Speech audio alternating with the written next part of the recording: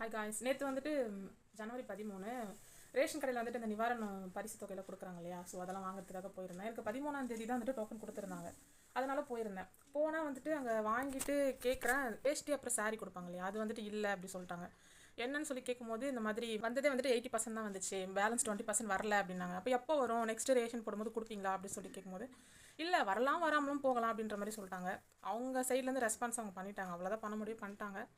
So எனக்கு என்னென்னா, இப்போது எனக்கு கொடுக்கலாம் பரவாயில்ல, சரி ஓகே.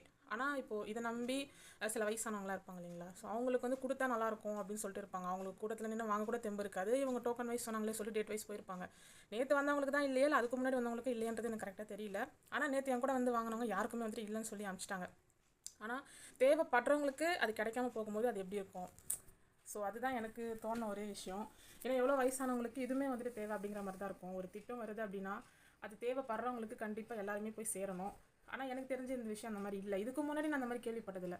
அதாவது வாங்காமல் விட்டுட்டோம் அப்படின்னா லேட்டாக போய் வாங்கும் போது கூட அந்த புடவை வேஷ்டி கொடுத்துருக்காங்க, பைசா எடுத்து வச்சு கொடுத்துருக்காங்க. அந்த மாதிரிலாம் நான் பார்த்துருக்கேன். இப்போ இந்த வாரம் கொடுக்குறாங்கன்னா ஒரு 2 வாரம் கழிச்சு அவங்க ஊரில் இருப்பாங்க, வந்து வாங்குவாங்க, அப்போல்லாம் கொடுத்துருக்காங்க.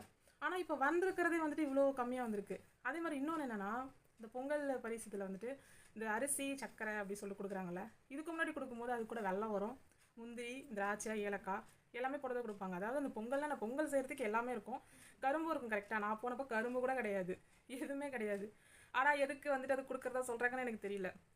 நம்ம வந்துட்டு முன்னாடி முந்திக்கிட்டு போய் வாங்க ரொம்ப நேரம் ஆகாது. அதாவது இப்போ ஃபஸ்ட்டெல்லாம் இதுக்கு முன்னாடிலாம் இந்த டோக்கன் இது வரதுக்கு முன்னாடி நிறைய பேர் என்ன பண்ணுவாங்கன்னா, இன்றைக்கி வந்துட்டு காசு கொடுக்குறாங்கன்னா மொத்த பேரும் கும்பலாக பார்த்தீங்கன்னா அடிச்சுக்கிட்டு மோதிக்கிட்டு வாங்கிட்டு போவாங்க.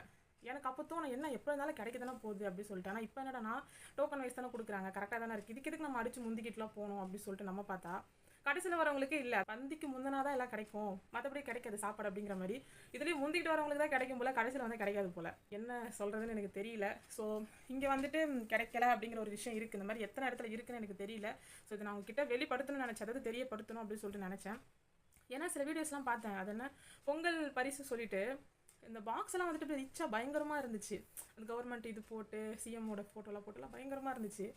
அதெல்லாம் பார்க்கும்போது இதெல்லாம் எங்கே கொடுக்குறாங்க, இங்கே அந்த மாதிரிலாம் கிடையாது, என்னமோ இருந்தாப்போ அப்படிங்கிற மாதிரி தானே நம்மக்கிட்ட தானே போட்டு அனுப்பிச்சிட்டு இருக்காங்க அப்படின்னு சொல்லிட்டு பார்த்தேன். சரி, இந்த விஷயத்தை உங்ககிட்ட கொண்டு வரணும்னு தோணுச்சு, அதனால் கொண்டு வந்தேன். இந்த மாதிரி உங்களுக்கு யாருக்காவது இதெல்லாம் நடந்துருந்துச்சு அப்படின்னா மறக்காம கமெண்ட் செக்ஷனில் மென்ஷன் பண்ணுங்கள். 4 பேர் பார்த்து தெரிஞ்சுக்கிட்டோம். இல்லாதவங்களுக்கு கண்டிப்பாக கிடைக்கணும், அதாவது தேவைப்படுறவங்களுக்கு கண்டிப்பாக கிடைக்கணும். அந்த ஒரே ஒரு மோட்டிவ்க்காக தான் இந்த ஒரு வீடியோ நான் அப்லோட் பண்ணியிருக்கேன். தேங்க்யூ.